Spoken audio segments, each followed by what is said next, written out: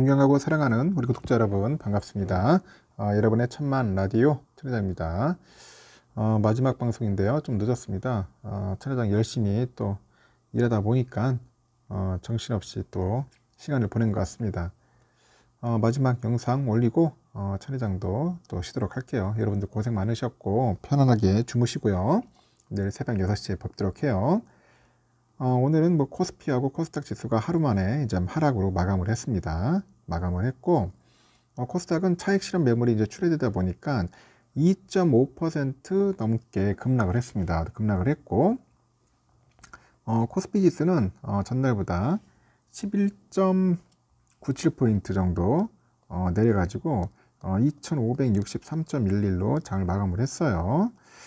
이날 보니까 2566.06까지 하락 출발했던 그 지수가 장중에 2552.06까지 밀리기도 했는데 창 막판에 낙폭이 줄어가지고 2560선을 회복을 합니다. 코스피에서 외국인 홀로 1542억을 순매수를 했어요. 이렇게 사자에 나섰던 개인들이 장중에 매도세로 돌아서 가지고 861억 정도 순매도를 했는데 기관애들이 한 763억 정도 이제 팔아치운 거죠. 팔아치웠습니다. 외국인들이 가장 많이 사들인 종목이 보니까 삼성전자더라고요. 이날 하루 819억 정도 사들였고, 그 다음으로 보니까 현대로템 709억, LG화학 490억 정도 돼요. 코스피에서 시가총액 상위 10개 종목 중 9개 종목이 하락 마감을 했는데, 삼성과 하이닉스, SDI 등이 내렸고, LG화학 홀로 1.27% 정도 이제 상승을 했습니다. 코스닥은 전날보다 23.49포인트 밀려서 895.7을 기록했고요. 이 코스닥은 905.81에 출발했는데 이후 낙폭을 키우더라고. 코스닥 지수는 800선으로 내려온 것은 5거래일 만이다. 그렇게 보시면 됩니다. 코스닥에서 개미들이 5,417억 정도 사들였는데 지수 방어에 나섰지만은 외국인하고 기관애들이 각각 3천억 정도, 한 2,425억을 매몰로 출회를 하는 거예요. 코스닥에서는 외국인들을 보니까 투자들이 LNF를 가장 많이 팔아치웠습니다. 하루에만 무려 2,330억 정도 순매도를 했어요. 압도적으로 외인 순매도 종목 1등에 올랐고요.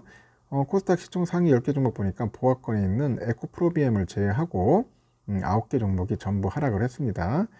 LNF 보니까 대규모 외화 교환사채 발행 소식에 8% 이상 넘게 급락을 했고, 뭐 에코프로도 한 1.1%, 셀트렌제약도 2.3% 정도 내렸습니다.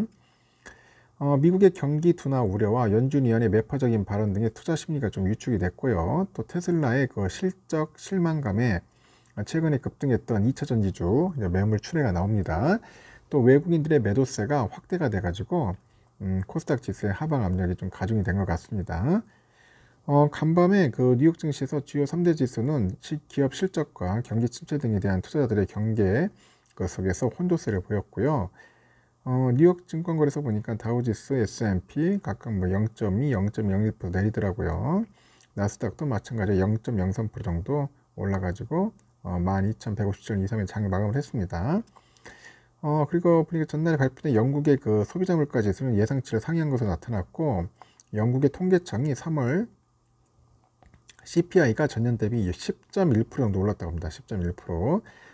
이는 예상치 9.8%하고 2월 영국 중앙은행 전망치 9.2%를 모두 웃도는 수치입니다. 뭐 비트코인도 보니까 약세입니다. 약세. 요즘 보니까 많이 좀 빠지는 것 같아요. 한 3.6% 빠져가지고 28,948달러. 이더리움도 한 5.59% 내려서 11,955달러, 1,955달러를 기록하는 것 같아요. 잠시 지금 미국장 보니까 좀 빠지네요. 다우지수도 한 0.4%, 나스닥 0.7, 나스닥 100 0.7, 필라델피아 0.5, S&P 0.6. 결국은 또 떨어지기 시작한다. 또 떨어지기 시작합니다. 보니까. 별로 안 좋습니다. 영국도 보니까 0.18% 정도 좀 빠지고 있고요. 프랑스 0.4% 정도 하락을 하고 있고, 독일도 0.87% 정도 현재 하락을 하고 있다는 거 참고하시면 좋을 것 같습니다. 필반도 마찬가지로 한 1.02% 정도 새벽에 빠졌지만은 오늘 또 보니까 필라델피아 반도체 좀 빠지기 시작해요. 0.57% 정도. 그래서 한 3,000 초반까지도 밀릴 수 있다고 보시면 될 것 같습니다. 현재 보니까 엔비디아 좀 빠지기 시작하고 있고요. AMD도 0.5% 빠지고 있네요. 인텔도 0.87% 빠지고 있고, 그나마 오르는 게 뭐 어플라이드 머티리얼즈 한 2.8% 정도, TSMC 급등하네요. 보니까 4.1% 현재 오르고 있고요. 마이크론은 현재 강보합으로 현재 가고 있습니다.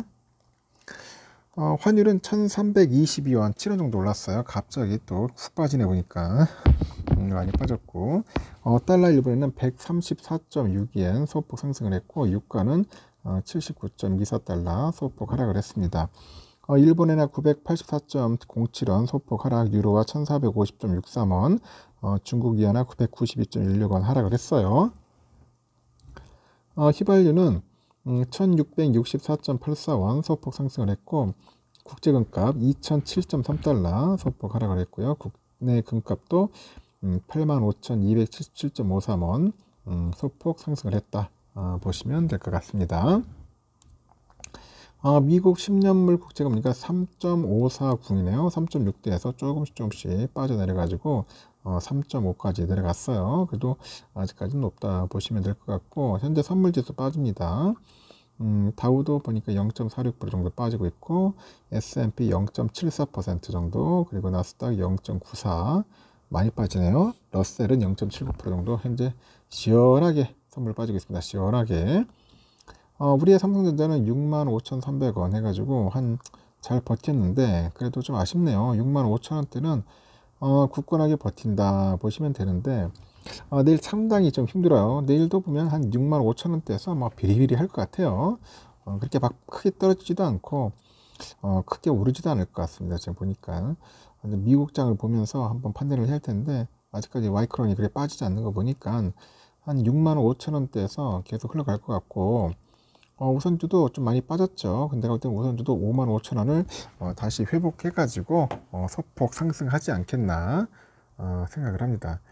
아주 지겨운 흐름을 지금 보여주고 있어요. 지금 보니까 보여주고 있고, 하여튼 그만큼 많이 빠지면은 또 반등을 합니다. 반등을 하니까 너무 걱정할 필요는 없고, 뭐 쫄 필요도 없어요. 그냥 꾸준하게 여러분들 하던 대로 하시면 됩니다. 하던 대로 하면 되는 거니까 참고하셨으면 좋겠습니다. 요즘 내가 부탁드린 게 또 있네요. 뭐냐면 요즘 보니까 그 B2가 늘어나, B2 현재 늘어난다. 그래서 뭐 한국투자증권이 보니까 주식하고 펀드, 뭐 ELS, 채권 등에 대해서 예탁증권담보 신규 대출을 긴급 중단했다. 긴급 중단. 최근에 이제 빚을 내 가지고 투자에 나서는 사례가 좀 많다 보니까 증권사의 신용 공여 한도에 여유가 없어진 탓으로 현재 보인다고 하는 것 같아요.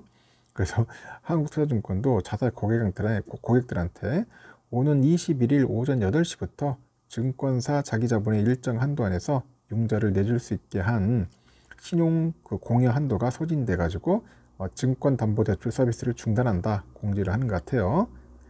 신용융자 신규 매수 주문하고 예탁증권담보 융자 신규 대출 등이 제한되는 것 같습니다. 그래서 여러분 될 수 있으면은 B2는 하지 마세요. B2는 내가 봐도 아닌 것 같습니다. 차라리 없으면 없는 거대로 사는 되지 왜 자꾸 빚을 내 가지고 하는지 하여튼 좀 그렇습니다. 내가 보니까 하여튼 그런 부분을 좀 신경 써주시고요.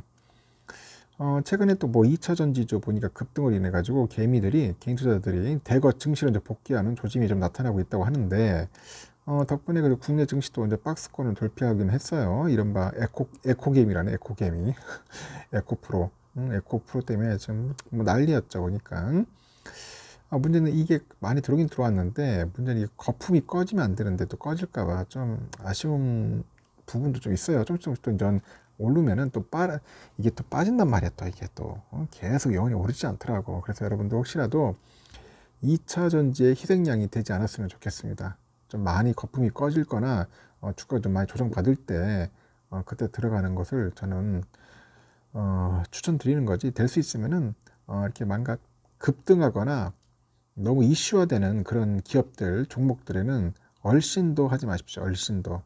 알겠죠? 얼씬도 안 했으면 좋겠습니다. 투자라는 게 쉬운 것 같아도 겁내기 힘들어요. 겁내기 힘들어. 괜히 또 엉뚱한 것도 종목 잡았다가 샀는데 상투 잡히고 그래서 또 외인들하고 기관들한테 공매도로 인해 가지고 또 쌍코피 터지는 그런 일들이 없었으면 좋겠습니다. 저는 뭐 삼성전자만 고집하는 게 아니라 여러분들에게 고집을 요구하는 게 아니라 이왕이면 좀 든든한 기업을 하세요. 든든하고 창의적이고 미래지향적인 그런 기업에 투자를 하시고, 또 중요한 것은 실적도 중요하니까 실적이 좋은 기업이 있으면은 뭐 그런 기업들을 찾아가지고 투자를 하시면 됩니다. 알겠죠? 하여튼 그 포트폴리오를 좀 잘 짜세요. 잘 짜서 가지고 한 종목만 하지 마시고 한 4-5종목 정도 잘 분산해 가지고 분산 투자를 하는 것을 적극 추천드립니다. 투자는 어쩔 수 없어요. 본인이 스스로 하는 거야. 다른 사람이 말을 한다고 해가지고 그렇게 따라할 필요 하나도 없어요. 알겠죠? 특히 종목 추천 조심해야 돼요. 여기까지 하겠습니다. 편히 주무시고 내일 새벽 6시에 뵙도록 하겠습니다. 여러분 굿나잇.